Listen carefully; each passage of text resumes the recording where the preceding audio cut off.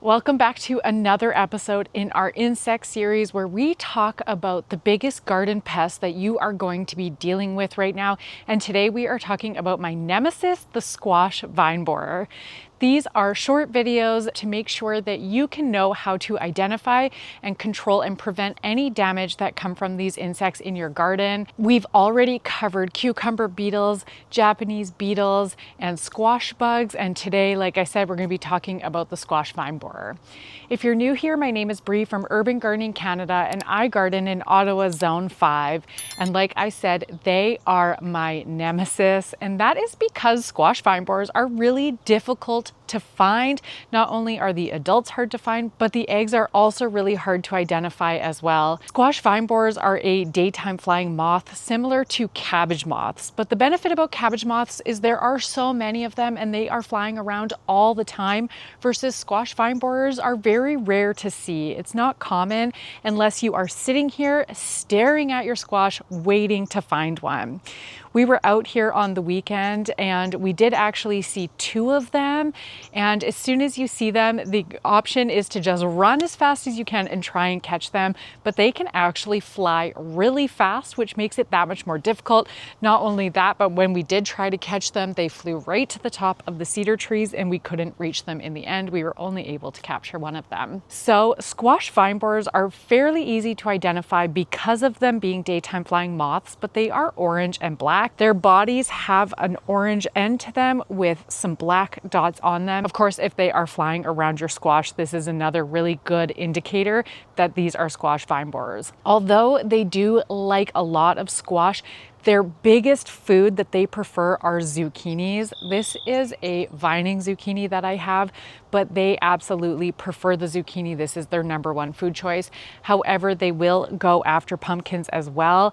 And a lot of people plant the blue Hubbard squash as a trap crop because they also absolutely love those as well. So here's the problem. Not only are squash vine borers adults really hard to find, but they don't lay their eggs the same way that other bugs do. So for example, potato beetles and squash bugs lay their eggs in really big clusters. So it's very easy to find these eggs because of how large the cluster is.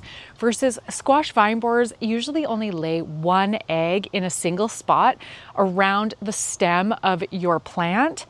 And so you may think, okay, like at least they're just laying one at a time. However, a female squash vine borer can lay 150 to 200 eggs in a season.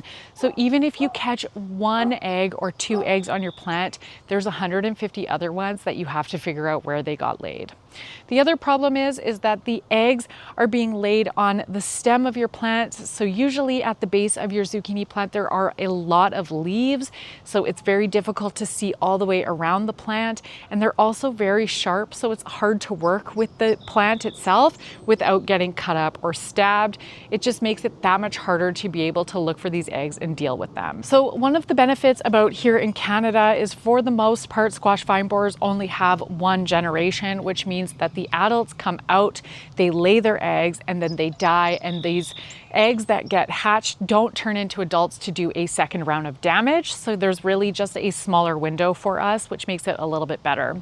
The adults will lay their eggs in June and July, and that is when they are done for their life cycle. So once you can get into August, you become a little bit more safe from them. So once the eggs are laid on the plant, it takes 10 days for them to hatch. And when they do hatch, those larvae will burrow into the stem of your plant and they will eat their way out. This is why they are called the squash vine borer, because they are boring into the plant itself. Once they're in the plant, it takes 4 to 6 weeks for them to eat their way out. So your plant will look okay for a little while and you might think that you have survived the squash vine borer. It hasn't come for your plants, and that's probably because it is just eating your plant and it's a matter of time before it dies. And this is what makes them my nemesis, is that there is so much health that can be happening. You can be getting a bunch of squash on your plant and think that everything is just fine. And then the next day you wake up and your plant is wilted and dead. And that's because the entire time you've had insects eating the inside of the stem and they can no longer survive. And if you're not watching for the eggs, if you don't see the moth, because both of them are so difficult to find, the only thing you can look for is the actual burrowing hole of the larva to really know that you have them. So before we get into talking about how to control these bugs, let's talk about how you can attempt to try and prevent the damage from happening. The first thing that you can do is attempt to try and crop rotate. So what happens is when the larva is done eating, they will pupate in the soil below the plant, which means that when they emerge next year, they are going to come up where they were. So if you're planting your zucchini in the same spot every single year, then they're going to find their food source right away. But of course they are moths, which means that they can fly. So they are going to likely be able to fly to another part of your garden and eat there and lay their eggs. So if you have a really large property, try and crop rotate at a good distance. But if you are in a smaller section, at least give them a little bit of effort to try and find your plant by crop rotating. And because they do put their pupas into the soil below your plant, you could also try and move around the soil. They go about 2 inches below the soil. So you can move it around, look for pupas in there, and then throw those out, and this can help you. But really, the goal is to try and prevent them from even becoming adults at all. So another option is to plant things that they don't like. So butternut squash is actually one of the plants that they are just really not interested in. So it's often considered resistant to the squash vine borer. And it's actually just because it's a food source that they're not that interested in. My biggest gripe with that is that butternut squash is not the same as zucchini. So it's not like you have a 1-for-1 replacement.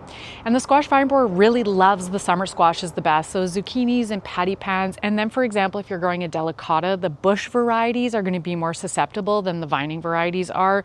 So really, there's not exactly a 1-for-1 replacement that's considered resistant. But if you like squash as a whole, then adding butternut squash to your garden means that you're going to be able to get a harvest that isn't going to get attacked by the squash vine borer. So maybe it'll lessen the pain a little bit when they do come. Another option that you can do is to plant something that is vining rather than the bush variety. So for example, I haven't tried it. Here's an earwig eating one of my leaves right now. I haven't tried it with this specific variety, but a lot of times with these vining plants, they will grow roots further down their stem. So if you grow a pumpkin or maybe this type of vining zucchini, if you grow them along the ground and bury parts of the stem, it's going to allow them to start rooting in different spots. So if the vine borer lays an egg at the beginning of the plant, but you have roots further down, then it's not going to kill the entire plant. It's only going to kill a portion of it, and it'll be able to start taking up nutrients over in the new section and keep on living. You can also keep them under insect netting. Since they are at their peak in June and July, if you keep them under insect netting for a good portion of July and all of June, you are going to prevent getting any eggs on them. But because they need to be pollinated by male and female flowers, you're going to have to hand pollinate your plants, or you're going to have to give up a bit of a harvest to avoid having any damage later down the season. This is a really great option for us backyard gardeners who only have a few different plants. If you only grow 2 or 3 zucchini plants, keep them covered and hand pollinate them. It's really not that difficult to do. It doesn't take up much time, and then you can avoid having any type of damage at all from the squash vine borer. And then you can take off the cover in late July, and then for the remainder of August, the pollinators will take care of it, and you're not going to lose your plant to squash vine borer. It's actually such a really good choice for anyone who is only growing a small handful of these plants. Another option is to plant the blue Hubbard squash, because they absolutely love this variety. So you can plant it as far away from your zucchini as possible on your property and use that as a trap crop. They can go over there, lay their eggs, go nuts, whatever it is. That's such a great option for you. The one thing that you do want to know though, whether you get squash vine borer in your zucchini or in your pumpkins or your blue Hubbard, whatever it is, once you see the damage and the boring that's happening inside of that stem, kill that plant and destroy that vine, because what you're doing is you're actually stopping the larvae from even becoming adults to begin with. So you're cutting off that population. Don't allow the plant to die and the larvae to come out and pupate, because then you're going to have the same problem again next year. So by using this trap crop, you're actually catching all of these larvae into one spot, killing them off, and then making sure that there's no adults adults for next year, which is going to help limit your population. And then your final option is to plant a round of zucchini later in the summer. So you can plant seeds in the beginning of July and let them grow out. Just make sure that the variety you're planting has a shorter days to maturity, so that way you can get a harvest at the end of the year. I have done this in the past, and for some reason, my second round of zucchinis just never perform the same way that my first round do. When I plant these ones from my spring seedlings, I get huge plants, I get lots of harvest. And when I plant a second round, my zucchini tend to stay quite small and almost never produce anything for me. So this is something that it's not difficult to do by planting some seeds in the ground to see what happens, but experiment to find out if it's the right choice for you or not. Perhaps my zone just doesn't allow me to get enough of a harvest fast enough before the cool weather comes. But if you are growing in a warmer zone and tend to have a longer fall with warm temperatures, this is a really great option for you. Okay, so let's talk about control, because the reality is that you can't really prevent these from coming to your garden. So the best thing that you can do about it is to control it when it happens. Okay, so the first thing you can do is, if you see adults, you want to kill them. Again, they fly really fast. They are not very common to find, but every so often you happen to be outside when they come and you're going to want to kill them. So you can either try and just catch them in your hands and clap them and kill them, wait for them to land and smack them. Or what we have done in the past is we've taken a spray bottle of soapy water and sprayed it as fast as we can onto the moth to help slow it down and weigh it down, so that way the second person can capture it. So if there are two of you, this is a really good option. But it might even help you if you're alone to spray it really quickly with soapy water, because it's going to get it on its wings and it's not going to be able to breathe as good, and it might be able to slow it down enough for you to catch it. We also used a paintbrush with Vaseline on the end of it, so that way we could reach in a little further. So if it fell on the soil in the garden, you could reach in and grab it, or if it fell anywhere else that was a little bit more difficult to reach, then having that paintbrush with the Vaseline helps you be able to grab it, so it makes it a little bit easier. If you've never seen the adults, then the next best thing you can do is start to look for eggs. So there have been people who used to suggest putting aluminum foil around the base of your plant, because then they can't lay their eggs there. I haven't actually seen this idea in a very long time. It used to be suggested. I've tried it before. Let me tell you, it didn't work, because they don't just lay their eggs on the bottom inch. They can lay them on a leaf stem or higher up or even further down the vine. And when a single female can lay 200 eggs, there's so many places that the eggs can land. But you can try and look for them. The eggs are a little difficult to find because there's only one laid by itself, and it looks like a speck of dirt on purpose for camouflage.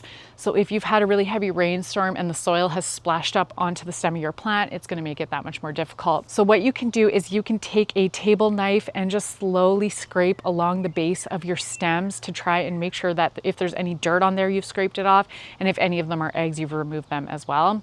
They are a little bit different than dirt, which makes it a little helpful for you, is that they are too perfect of a circle to be a speck of dirt.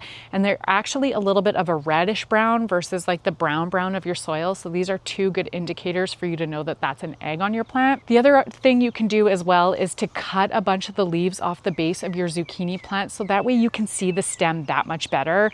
And it's going to give you a clear view anywhere that you have it in the garden to be able to look at the stem and look for eggs. People suggest that if you grow them vertically, that they're less likely to get the vine borer on them. And I think that's because a lot of people who grow them vertically also prune the base of their plant, so the visibility is just that much better for them to find it. Or you can do what we do, which is grow our zucchini over the edge of the garden, so that way you can continue to prune the leaves and again have visible access to the stem. Because if your zucchini is planted amongst a lot of other vegetables, even when you cut off the leaves and prune it, it's still really difficult to see the underneath of the zucchini stem, because it tends to lay on the soil, and that's a great spot for the larva to bore into it. So what the goal is to just really keep an open space on that stem to really get a good idea to look for the eggs. Now, if you've missed the adult and you've missed the eggs, then the next thing you can do is look for the larvae, and they are boring into the stem of the plant. So they're going to leave this like yellow sawdust look on them, and that is them eating their way into there. So if you see that on your plant, then that's a really good indication that you have squash vine borer. From this point, in my opinion, it's kind of a lost cause, but there are some last ditch efforts that you can try and do. When you see this sawdust, you can go right where that is and cut from the hole up the stem a little bit and you can try and peel the stem open and see if you can find the larvae in there, and then you can pull them out and kill them. The problem that I have found is that there's not always just one larva in there. There could be 3 or 4 taking up the entire stem. So if you're cutting open the entire stem to pull them out, it makes it really difficult for the plant to uptake water and nutrients. So you may be slowing its death, but it's still going to end up dying in the end. This is probably one of your more effective options if you really refuse to give up on your zucchini plant. There have been in the past people who have tried to put BT from a medical needle into the plant because it can kill the larva. However, the stem as a whole is pretty solid above where the larvae are. So when you squeeze it, you end up getting the BT squirting back at you or just coming out of the stem. It doesn't actually inject into the stem unless you have perfectly gotten the whole of where the larva is. But BT works by the caterpillar eating the BT. So you really have to time it and position it so perfectly for it to work that it's really such an unlikely thing to happen.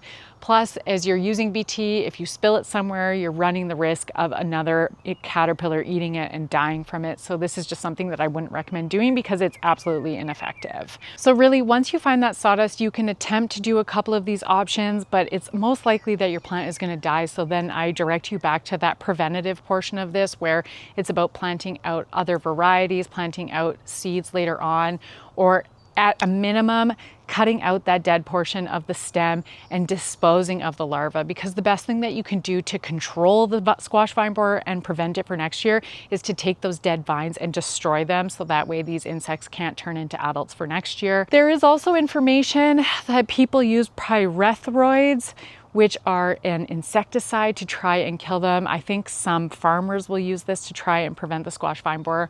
However, this is not easy to get as a home gardener. It doesn't come in quantities really for home gardeners, and these are actually very toxic to bees and other pollinators. So I do recommend not using any type of insecticides in your garden to try and kill these moths, because the likelihood of you being effective with the larva or the adult moth is very, very low, and you're going to end up killing your pollinators instead, which is not what we want at all in our home gardens. But otherwise, that was everything, the quick and dirty for squash vine borers. Again, like I said, I have a lot of other videos on insects that you need to be worried about, both good and bad. We care about all of friend and foe around here. So you should definitely check out the description below for the full list of them. You can grab this playlist here, and this is going to show you all of these videos. But otherwise, if you did enjoy today's video and found it helpful, let me know in the comments below what you learned about them, and make sure to like this video, subscribe to the channel, and then check this out here. Bye.